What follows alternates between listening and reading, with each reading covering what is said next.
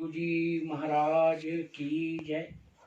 श्री गणेश जी के चरणों में और भगवान शिव जी के चरणों में दंडवत प्रणाम हो, प्रणाम हो, प्रणाम हो। हे पिताजी, आपके भगत पुत्र आपकी वाणी को सुनने के लिए इतने व्याकुल हैं, जैसे बिहा वर्षा की बूंद को पीने के लिए उत्सुक होते हैं।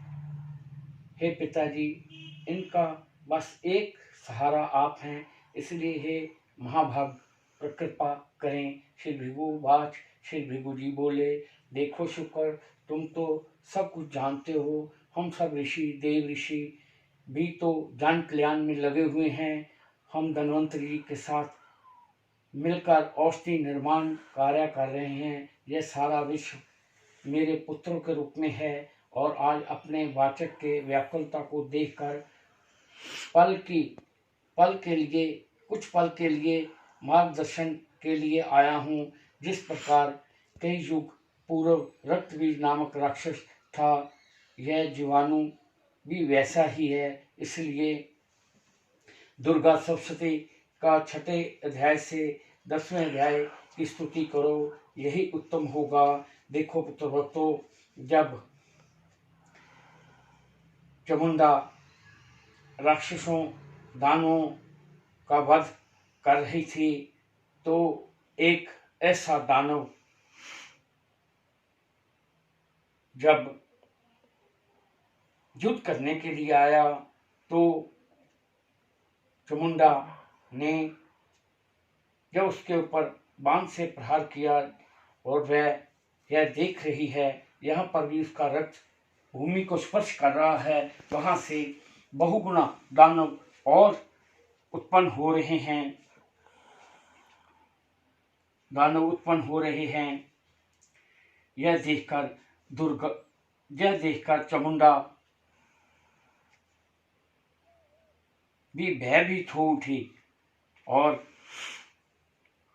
उसने काली के आगे प्रार्थना की। तब चामुंडा काली का रूप बनकर दानवों से युद्ध करने के लिए पहुंची।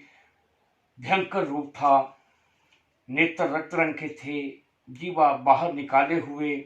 जो भी दानव उसके सम्मुख आता, बस उसका वध करते जा रही थी और ये भी ध्यान कर रही थी किसी भी दानव का रक्त भूमि पर न गिरे। इसलिए हाथ में खप्पर लिए हुए उसने एक भी बूंद को धरती पर स्पर्श नहीं होने दिया और उस खप्पर में भरकर वह स्वयं उसने ग्रहण कर लिया और क्रोध शांत हो नहीं रहा था।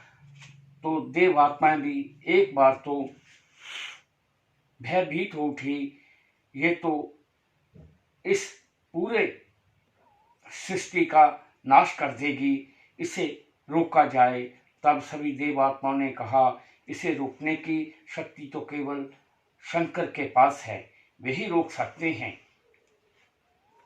तब क्या था, सभी देव आत्माओं ने शंकर जी के आगे प्रार्थना की। शंकर जी ने की हुई प्रार्थना स्वीकार की और भयंकर रूप लिए हुए महाकाली के आगे भूमि पर लेट गए। महाकाली बस अपना अस्त्र शस्त्र चला रही थी, तो अकस्मात ही जब उसका पांव शंकर की वक्षस्थल पर रखा, तो यह देखकर काली एकदम शांत हो गई और मन ही मन सोचने लगी। तब शंकर जी ने कहा, बस आपका क्रोध शांत करने के लिए ही ये लीला की थी, अब शांत हो जाओ। देखो पुत्र भक्तों, शंकर ही ऐसे निज समय में निकाल सकते हैं। जैसे रक्तबीज के दानों का नाश हुआ था, ऐसे ही ये कीटाणु रक्तबीज से कम नहीं है। इसलिए त्र्यंबकम भोलेनाथ की शरण में जाओ, महामृत्युंजय का पाठ रुद्राक्ष की माला के साथ करना चाहिए। इसके साथ साथ सायंकाल के समय हवन इत्यादि भी करना चाहिए, जिससे कि वह दानव रूपी कीटाणु समाप्त हो सके। घर घर में चाहे वहाँ भृगु भक्त हों या ना हों, यह संदेश भेजो, जिससे कि महामारी का प्रकोप से बचने महामारी होना महामारी का प्रकोप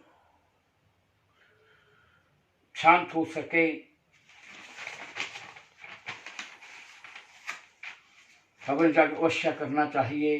अपने देश को बचाने के लिए अपना कर्तव्य निभाना चाहिए, यही उत्तम होगा, यही इसका उपाय है। गुरु के चरणों में शरण लो और देव आत्माओं की कृपा को प्राप्त करो। त्रयंबकम भोलेनाथ समय समय पर धरती लोक पर रह रही आत्मा का कल्याण करते आए हैं। कभी कंठ में विष धारण कर ली, कभी काली के क्रोध को शांत करने के लिए आगे आए। हे पुत्र भक्तों, इस महामारी दानव कीटाणु को त्रयंबकम भोलेनाथ ही शांत कर सकते हैं। जो भी ऐसे समय में जन कल्याण करने के लिए दान के रूप में कर रहा है,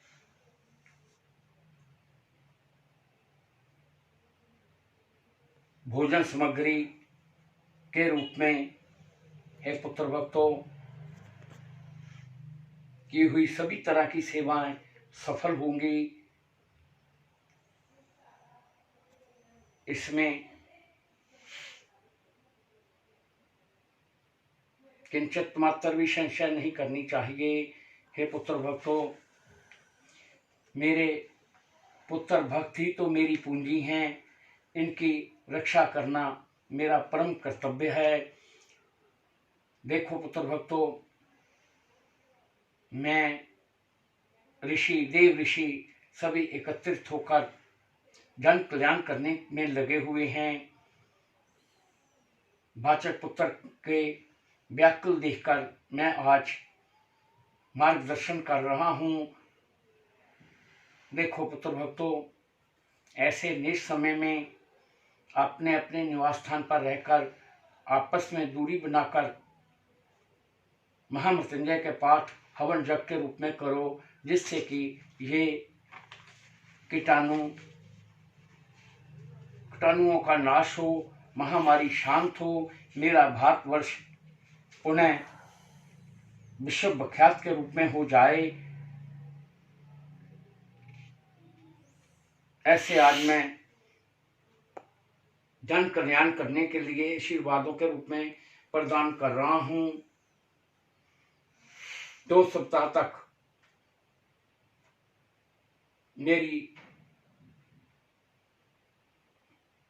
मैं वाणी को विराम दूंगा, क्योंकि जब जब भी वाचक पुत्र मेरे ग्रंथ को स्पर्श करते हैं तो मेरी आत्मा को आना ही पड़ता है। इसलिए वाचक पुत्र 2 सप्ताह तक मेरे ग्रंथों को स्पर्श नहीं करना चाहिए और आत्म विभोर होकर एकाग्रचित मन से प्रार्थना भक्ति के रूप में करो, जिससे कि कल्याण हो, जन कल्याण हो। जन कल्याण होने से ही सभी का उत्तम लाभ मिलेगा। ऐसे आशीर्वादों के रूप में प्रदान कर रहा हूँ। मैंने इस ग्रंथ की रचना परोपकार के लिए की, उन आत्माओं को आशीर्वादों के रूप में देता रहता हूँ, जिससे कि कल्याण हो, कल्याण हो, कल्याण हो। वाणी को विराम दे रहा हूँ। सभी को मेरे बहुत बहुत आशीर्वाद। इति शुभ। बोलिए भृगु जी महाराज की जय।